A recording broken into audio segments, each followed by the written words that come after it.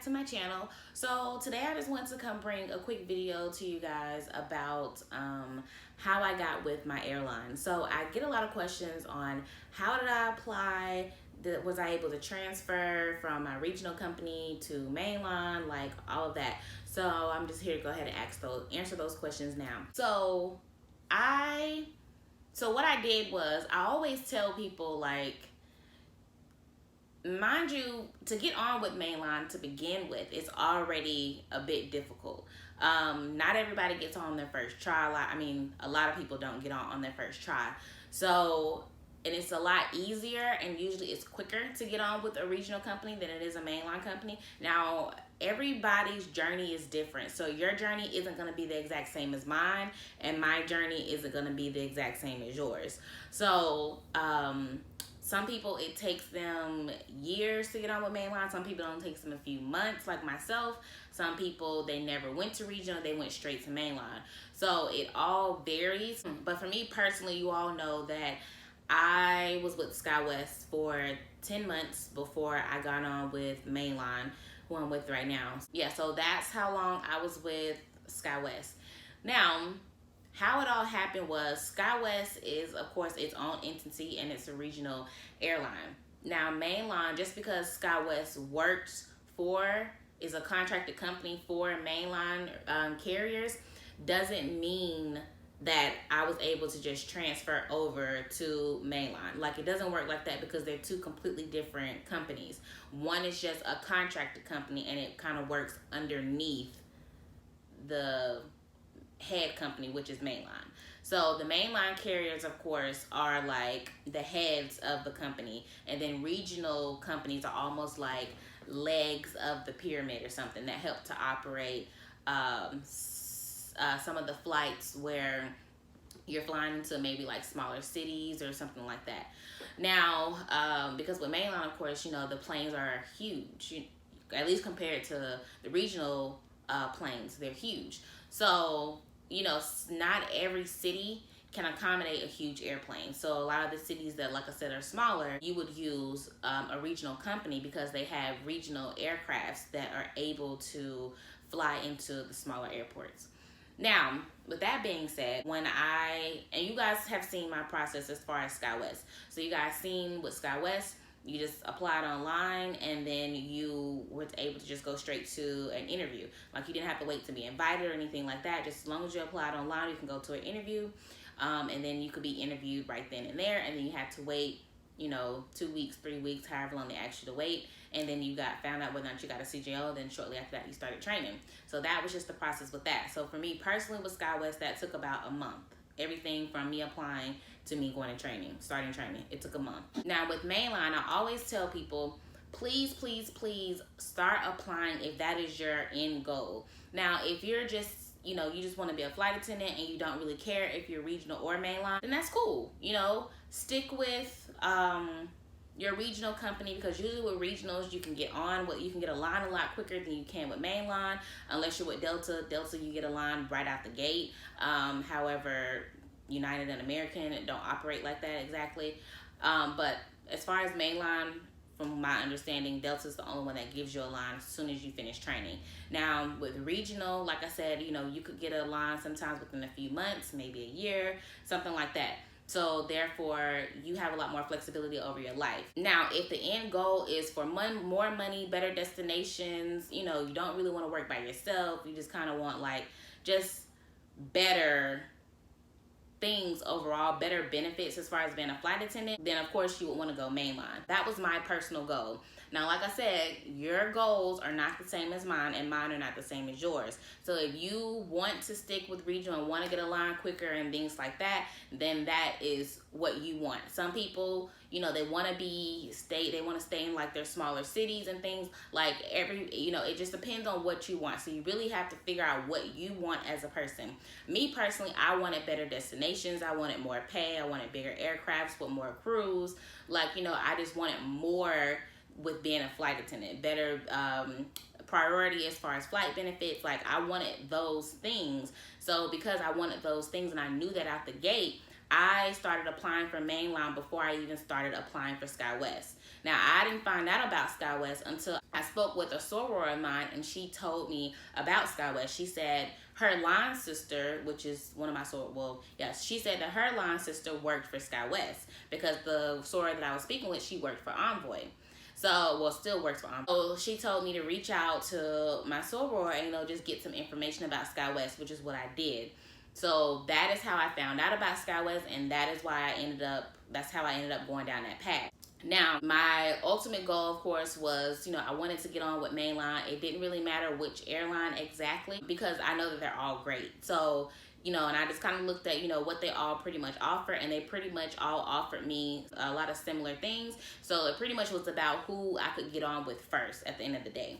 So because I was aware of what I wanted and what my final goal was, I just, even after getting on with SkyWest, I still continued to apply for Mainline. Pretty much, in order for me to get on with Mainline, what I did was I seen that they were hiring again. And one of my classmates that I went to training with for SkyWest, she had just gotten on with United, and I think like either the end of November or end of December. It literally took her like 2 weeks to get a CJO from United. Like, it was wild. So she was saying, Tasha, you need to go ahead and apply. You need to apply. So what I had to do was I went online and I applied. I didn't apply for the special hiring event. So I had to apply the regular way. So I filled out the application that they had online. However, since I had already applied for United before, all I had to do was pretty much update anything that was on my profile. And the only thing I had to update really was add SkyWest as an employer on my profile. Other than that, everything else stayed the same. I updated that information, and then once I did that, I was able to go ahead and submit it. So after I submitted my application, I submitted it like on a Friday at like 11 at night or something like that. And that Monday was when I got my video interview. So I did my video, I got it Monday, I did my video Tuesday, and I submitted it that night, probably like around 9 or 10 o'clock at night. And then after that, that was the end of February. I got a face-to-face invite, I think April 1st.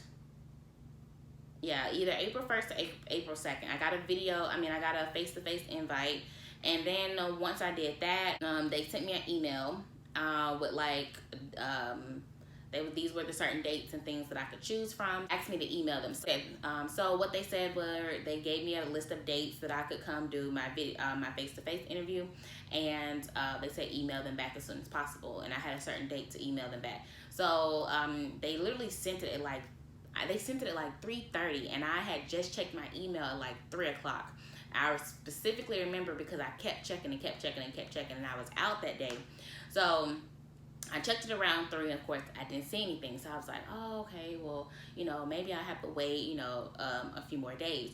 So I checked it again when I got home at like around 5:30. And of course, the offices close at 5. So, I seen it literally as soon as they closed. So I emailed them or whatever, so therefore they didn't get my email. I think they emailed me back like the next day. So that morning. So they said, hey, that date is already full. I think I was trying to get like the 3rd or something, and I think I happened to be off that day or something.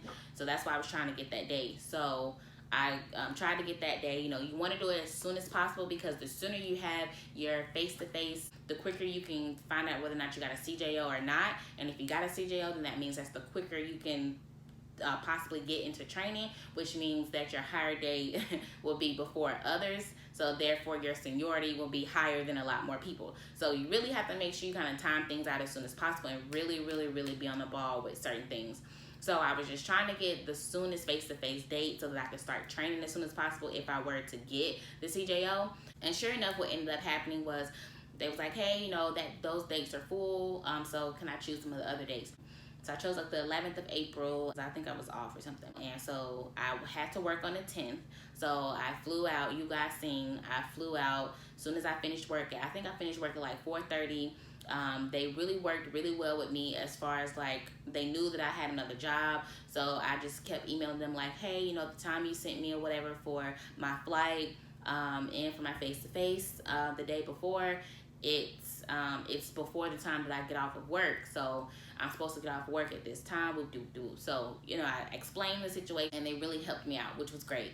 So eventually they ended up getting me a flight for like 7 something at night, which was perfect. So I was already in Chicago, and like I said, I got off at 4:30. I just kind of chilled, ate me some dinner, and then y'all seen that I got on the flight. So had the face-to-face, and then after the face-to-face, you know, I got the CJO on the spot, and then right there on the spot, they asked me what date I wanted to start training. I told them right then the soonest date was the date that I started, and I started training April 25th, and then I graduated June 7th. So that was the entire process. I know a few of you are like trying to figure out like, what exactly do you do? I understand that you're new. So a lot of people are new to the industry, so they don't understand what's going on, what you do, how things work, this, that, and the third. So for me personally, my particular company, that was the process that I had to go through. Now, I know with Delta, they have like 4 or 5 steps now. They just added they had added like an extra step. So, you know, like I think you have to like apply, and then you have a video interview, and then you have a personal interview with like another flight attendant on the other end, and then you have a phone interview, and then from there, it's when you get like the face-to-face. And sometime after that is when you find out about your CJO. So it's like 5 different steps for them. I know mine was pretty much 3 steps. So, I mean, that was cool or whatever. But I know some people, like I said, with the special hiring event, that special hiring event was actually pretty dope, because you actually just got to apply, and then they invited you to go straight to a face-to-face. So you bypass the video interview, and I know a lot of people like terrified of video interviews. I actually don't mind. I mean, I guess because I don't mind being on camera, but not everybody is comfortable with being on camera, so therefore it kind of freaks some people out, so it kind of messes with your mind. So that's one thing you have to make sure that you don't allow the video interview to do. You really just have to make sure that you're confident, you know, you're assertive, you know, you're a leader. I mean, because that's, at the end of the day, that's what being a flight attendant is. So I hope this answered a few of you guys' question. I have another video coming up for you guys to pretty much piggyback on this video, but it's like a whole separate like thing or whatever, so it's a little bit more explanation. So yeah, so be looking out for that video. That will be coming next. Make sure you subscribe and hit that bell notification for whenever I post another video. And thank you guys so much for watching, and I will see you in my next video. Bye.